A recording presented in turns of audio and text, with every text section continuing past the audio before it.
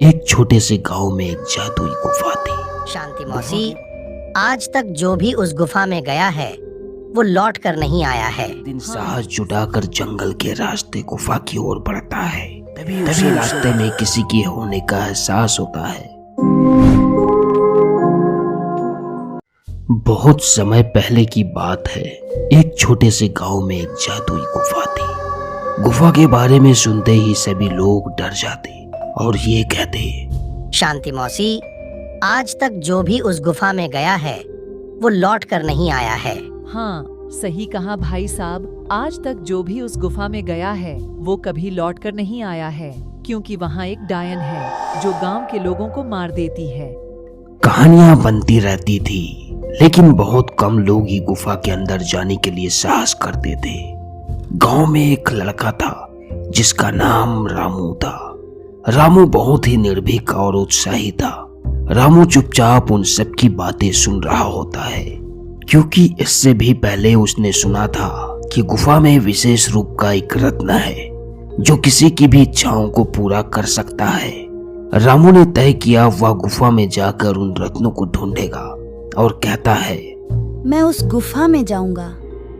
अगर ये जादुई गुफा की बातें सही निकली तो मैं अपने मनचाहे मुराद को पूरा कर सकूंगा और अपने गांव के लिए कुछ कर सकूंगा। अरे मूर्ख, तू अभी बच्चा है और वहाँ जाने की कभी सोचना भी मत। रामू किसी की बात नहीं मानता है और एक दिन साहस जुटाकर जंगल के रास्ते गुफा की ओर बढ़ता है। तभी उसे रास्ते में किसी के होने का एहसास होता है। रामू पलट कर देखता है, लेकिन उसे कोई भी दिखाई नहीं देता है। इसके बावजूद वो गुफा की तरफ चलता ही जाता है और गुफा के पास पहुंच जाता है। तभी किसी की आवाज आती है। आवाज को सुनते हुए वो गुफा के अंदर पहुंच जाता है और देखता है कि वहां एक बहुत पुरानी दरवाजा है जहां से आवाज आ रही है। लेकिन बिना किसी डर के रामू उस दरवाजे को खोलकर गुफा के अंदर जाता है।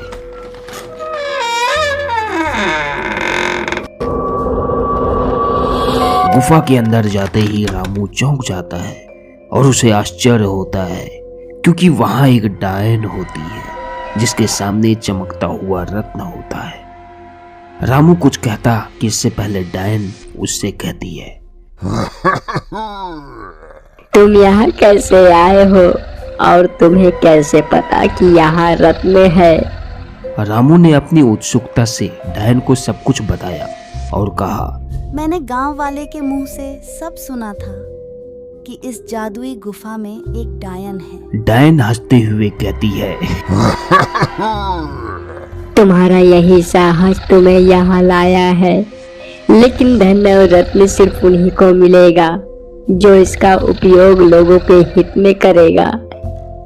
रामू ने कहा, आप मेरा यकीन करो, मैं इसका इस्तेमाल सही तरीके से लोगों के हित में करूंगा। इतना सुनकर डायन ने रामू को विशेष रत्न दिए और उसे गुफा के बाहर भेजा। रामू गुफा से बाहर निकलते ही उसने वह रत्नों को सही तरीके से उपयोग किया और अपने गांव को धन और खुशहाली से भर दिया।